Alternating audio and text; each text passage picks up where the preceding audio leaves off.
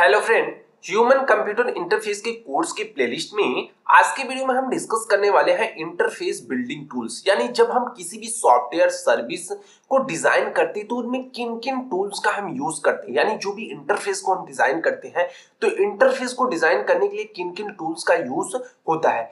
Video को last तक जरूर देखिएगा। और हाँ, अगर अभी तक आपने इस पीडीएफ को डाउनलोड नहीं किया है तो डिस्क्रिप्शन में लिंक है, आप वहां से जाके डाउनलोड कर सकते हैं। तो अगर बात करें इंटरफेस बिल्डिंग टूल के बारे में तो building tools for interface design refer to the software application and platform that facilitate creation, prototyping and development of the user interface। तो जो बिल्डिंग टूल्स होता है इंटरफेस डिजाइन के लिए वो रिफर करता है जो भी सॉफ्टवेयर एप्लीकेशन होते हैं, प्लेटफॉर्म होते हैं जो ऐसी फैसिलिटीज को प्रोवाइड करते हैं जहां पे हम प्रोटोटाइपिंग डिजाइन कर सकते हैं, डेवलपमेंट कर सकते हैं किसी भी यूजर इंटरफेस का। यानी जो भी हम एप्लीकेशन वेबसाइट देखते हैं उनकी डिजाइन करने के लिए हम किन किन टूल्स का यूज करते हैं उसके बारे में देखने वाले हैं। These tools are designed to जो भी इंटरफेस डिजाइन प्रोसेस होता है, ठीक है, अलाउ करते हैं जो भी डिजाइनर होते हैं, ठीक है, विजुअलाइज, टेस्ट और रिफाइन करते हैं डिजाइन आइडियाज को before the implementation in the final project. यानी जो भी हमारे फाइनल प्रोजेक्ट बनते हैं उनसे पहले हमारा डिजाइन होता है एक आइडिया। जो भी हमारे मन में आइडिया होता है उस आइडिया को हम क्या करते हैं, सबसे पहले उस आइडियाज का डिजाइन बनाते हैं। उस डिजाइन को देखा जाता है कि ये डिजाइन क्या एक्चुअल में वर्क करेगी या नहीं करेगी, उसको टेस्ट करते हैं, रीडिफाइन करते हैं, ठीक है। उसके बाद हम क्या करते हैं, उसको एक्चुअल इंप्लीमेंट करते हैं। क्योंकि अगर हम पहले एक्चुअल इंप्लीमेंट करने लगेंगे तो हमारा बहुत ज्यादा टाइम वेस्ट होगा, मनी होगा। तो ये सारी चीजों से बचने के लिए हम सबसे पहले क्या करते हैं कि डिजाइन करते हैं। तो डिजाइन इसलिए करते हैं कि डिजाइन से सारी चीजें क्लियर हो जाती है कि हमारा सॉफ्टवेयर दिखेगा कैसे, वर्क कैसे करेगा, सारी फंक्शनैलिटी पूरा डिजाइन के अंदर क्लियर हो जाती है, ठीक है। तो आगे अगर हम बात करें तो here are the popular interface building tools. कुछ बिल्डिंग टूल्स के बारे में यहाँ पे हम डिस्कस करने वाले हैं, सबसे पॉपुलर बिल्डिंग टूल्स के बारे में जो कि सबसे ज्यादा यूज किए जाते हैं किसी भी यूजर इंटरफेस को डिजाइन करने के लिए।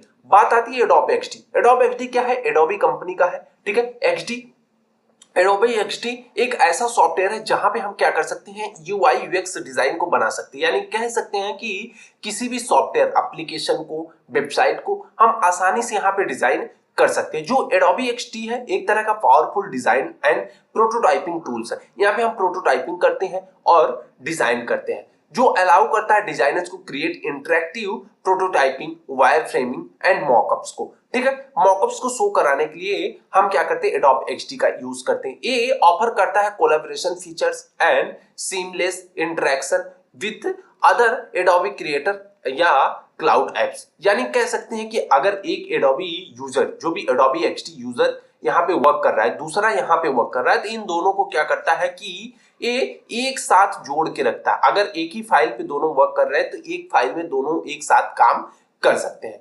अब आगे बात आता है स्केच। स्केच क्या होता है कि स्केच एक तरह का वेक्टर बेस्ड डिजाइन टूल होता है। वेक्टर बेस्ड क्या होती है, ऐसी फाइल्स होती हैं जिसको आप कितना भी इलिस्ट्रेट कर ले, यानी कितना भी स्ट्रेच कर ले, वो कभी पिक्सलेट नहीं होते। पिक्सलेट मतलब वेक्टर का मतलब ही होता है कि उनको चाहे जितना आप स्ट्रेच करें वो कभी पिक्सलेट नहीं होंगे। तो स्केच क्या होता है, एक तरह का वेक्टर बेस्ड डिजाइन टूल होता है जो प्राइमरी यूज किया जाता है designer on the mock operating system, यानी मैक ऑपरेटिंग सिस्टम के लिए यूज किया जाता है इस स्केच का, ठीक है। इट्स ऑफर करता है इनिट्यूटिव इंटरफेस एंड द और जो भी प्लगइन सपोर्ट होते हैं यहाँ पे, और widely use for the designer user interface and icons. Icons को डिजाइन करने के लिए, क्योंकि जो भी हमारे आइकन्स होते हैं सारे वेक्टर फॉर्म में होते हैं। यूजर इंटरफेस डिजाइन भी मोस्टली क्या होता है, वेक्टर फॉर्म में डिजाइन किया जाता है।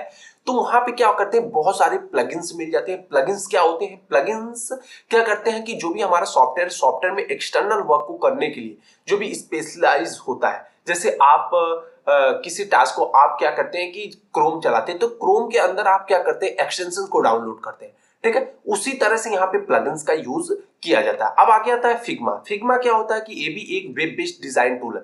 आप इसका एप्लीकेशन भी डाउनलोड कर सकते हैं या ऑनलाइन वेब बेस्ड पे इसके साथ डिजाइनिंग कर सकते हैं। तो कोलैबोरेशन प्लेटफॉर्म है जो अलाउ करता है real time collaboration. Real time collaboration का मतलब होता है कि अगर एक यूजर यहाँ पे वर्क कर रहा है, दूसरा यूजर यहाँ पे वर्क कर रहा है, एट टाइम यहाँ पे आप क्या क्या परफॉर्मेंस करते हैं यहाँ पे सारी चीजें शो होंगी, और ये यूजर उस फाइल के अंदर क्या क्या परफॉर्मेंस करता है यहाँ पे शो होगा। तो ये सारी चीजें रियल टाइम परफॉर्म होती हैं, ठीक है।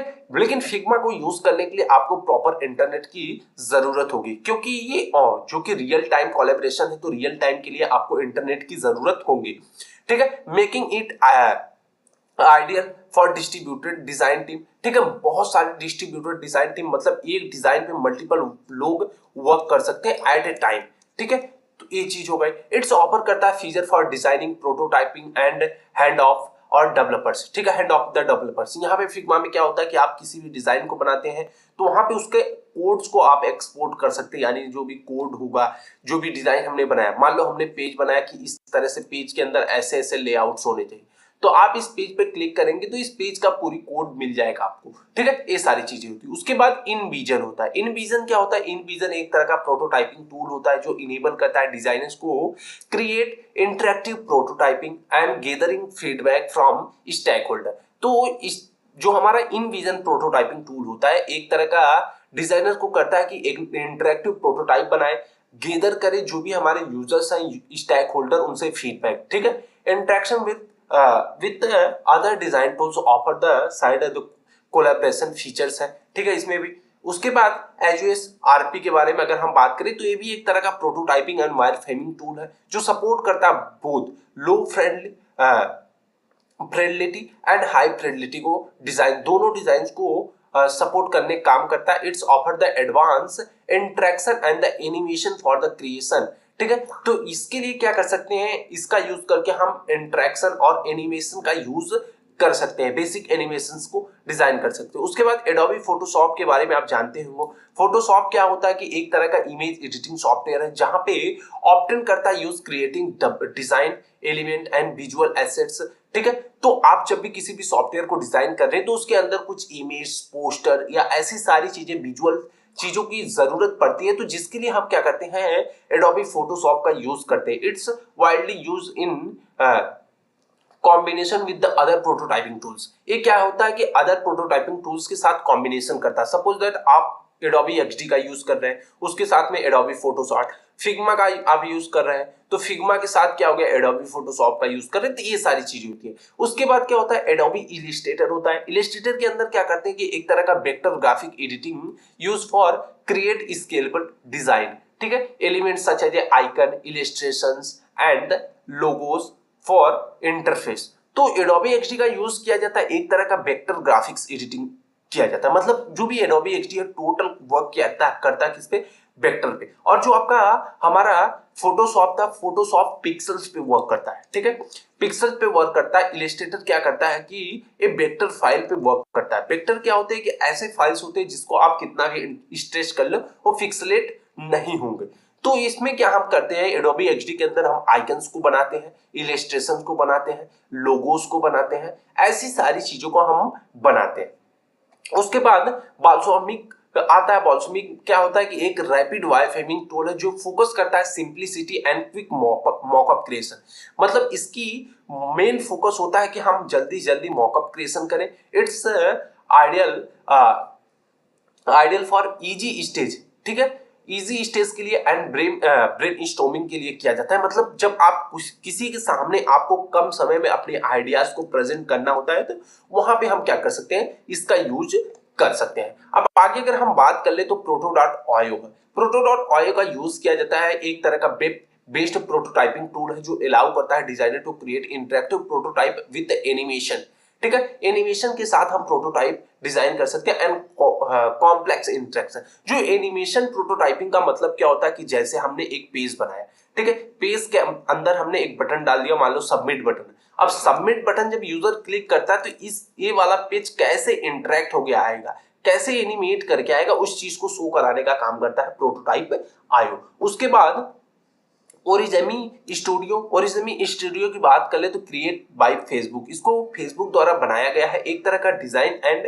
प्रोटोटाइपिंग टूल्स है जो फोकस करता है creating dynamic and the interactive interface को। उसके बाद मार्वेल आता है। मार्वेल क्या है, एक तरह का प्लेटफॉर्म है जो ऑफर करता है design, prototyping and collaboration features to create the interactive prototyping and share with the stakeholder, ठीक है। तो बहुत सारे मार्केट के अंदर बहुत सारे सॉफ्टवेयर हैं जो जिसके हेल्प से आप क्या करते हैं, यूजर इंटरफेस को डिजाइन करते हैं। डिपेंड करता है कि आप किस सॉफ्टवेयर के साथ आसानी से इंटरेक्ट कर पाते हैं। अगर मोस्ट इंपॉर्टेंट सॉफ्टवेयर की बात करें जो कि काफी ज्यादा मार्केट के अंदर यूज किए जाते हैं, तो सबसे ज्यादा एडोबी एक्सडी का यूज किया जाता है, उसके बाद फिग्मा का यूज किया जाता है, उसके बाद स्केच का यूज किया जाता है और इनविजन का यूज किया जाता है। अब बात आती है फोटोशॉप हो गया, इलस्ट्रेटर हो गया। ये कुछ सॉफ्टवेयर 5-6 सॉफ्टवेयर है जो मार्केट के अंदर सबसे ज्यादा यूज किए जाते हैं। ठीक है। These interface building tools creation the different designing preferences, team collaboration need and project requirement. तो भैया जिस तरह की टीम होगी, आपकी टीम किस पे वर्क करना पसंद करती है, या फिर हर एक यूजर की पसंद अलग होती है। जो भी आपका डेवलपर होगा, डिजाइनर होगा, कोई डिजाइनर होगा जो एडोबी एक्सडी पे अच्छे से वर्क कर लेता होगा, कोई फिग्मा पे वर्क कर लेता होगा, तो डिफाइन करता है। और आपके प्रोजेक्ट्स की क्या क्या रिक्वायरमेंट हो उसके हिसाब से आप डिफाइन करते हैं किस प्रोजेक्ट के साथ हमें जाना चाहिए। Designer option choose the tool best align and with workflow, skill set and specific need of their projects। इन सारी चीजों को डिफाइन करते हैं कि क्या वर्क फ्लो है, स्किल सेट क्या होने वाले, इन सारी चीजों। द यूजफुल द टूल, ठीक है, accelerate the design process and the help create user friendly. ठीक है, इस सारे टूल्स का यूज करके हम एक यूजर फ्रेंडली डिजाइन को डिजाइन कर सकते हैं और मार्केट के अंदर अपने सॉफ्टवेयर को उतार सकते हैं। सो फ्रेंड, आज की वीडियो में बस इतना ही। अगर वीडियो पसंद आया हो तो लाइक, कमेंट और सब्सक्राइब जरूर कीजिएगा। और हाँ, अगर अभी तक आपने इस पीडीएफ को डाउनलोड नहीं किया है तो डिस्क्रिप्शन में लिंक है, आप वहां से जाके डाउनलोड कर सकते हैं। Thanks for watching the video. Thank you, bye bye guys.